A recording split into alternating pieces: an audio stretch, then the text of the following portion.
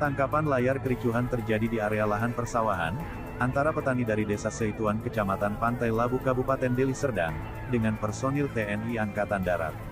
Sebelumnya diberitakan kericuhan terjadi di area lahan persawahan, antara petani dari Desa Seituan, Kecamatan Pantai Labu Kabupaten Deli Serdang, dengan personel TNI Angkatan Darat, pada hari Selasa tanggal 4 Januari tahun 2022.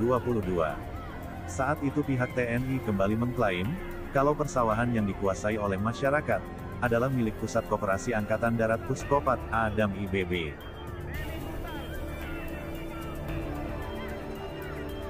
Tiga orang anak yang masih di bawah umur dilaporkan diinjak oknum TNI saat bentrokan pecah dengan warga pada Selasa tanggal 4 Januari tahun 2022. Buntut dari kasus itu, warga Desa Seituan akan melaporkan Komisi Nasional Perlindungan Anak Komnas Anak. Kuasa hukum warga Dusun Saor Matio, Jonen Naibaho mengatakan, pihaknya akan melapor ke Komnas Anak perihal dugaan oknum TNI yang memijak anak di bawah umur saat bentrokan pecah. Rencananya Senin mendatang, karena adanya korban akibat bentrok yang terjadi antara warga dan TNI kemarin pada hari Sabtu, tanggal 8 Januari tahun 2022. Menurut dia, 3 anak yang menjadi korban masih SD dan SMP. Korban merupakan anak petani yang ikut terlibat bentrokan tersebut. Jonen mengaku anak-anak itu ikut bentrokan karena melihat ibu mereka menangis meminta tolong. Jadi 3 anak itu datang hingga terlibat bentrok dengan TNI karena melihat ibunya menangis dan meminta tolong. Jadi mereka datang dan ikut bentrok. Ia mengaku kondisi ketiga anak tersebut tidak mengalami luka serius. Namun beberapa anak ikut terdorong dan tertunjang aparat saat itu saling kejar dengan warga. Pihaknya berharap Komnas Perlindungan Anak bisa mengawal dan mendampingi kasus kekerasan yang dialami anak petani Desa Seituan.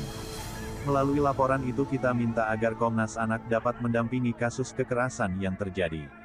Dan kita harapkan ada perlindungan, tutur Jonen.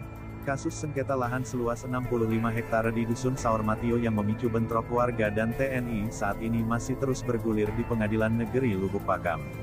Saat ini sebanyak 6 orang telah diperiksa oleh polisi militer Lubuk Pakam sebagai korban dan saksi. Marlin Simanjuntak, seorang warga meminta negara mengusut tuntas kasus kekerasan yang terjadi kepada mereka. Tanah yang mereka pertahankan hingga berujung kericuhan, kata dia, adalah hak masyarakat. Meski sengketa lahan masih bergulir di persidangan, dia berharap pengadilan dapat memutuskan status kepemilikan lahan dengan adil. Katanya, warga berhak atas penguasaan lahan itu karena telah menempatinya sejak tahun 1952 silam. Kami berharap proses hukum yang masih berlangsung dapat diputuskan dengan adil. Kami merasa ini adalah tanah kami, milik opung dan ayah kami yang sudah diturunkan oleh 3 keturunannya. Kami akan pertahankan itu sampai kapanpun, kata Marlin.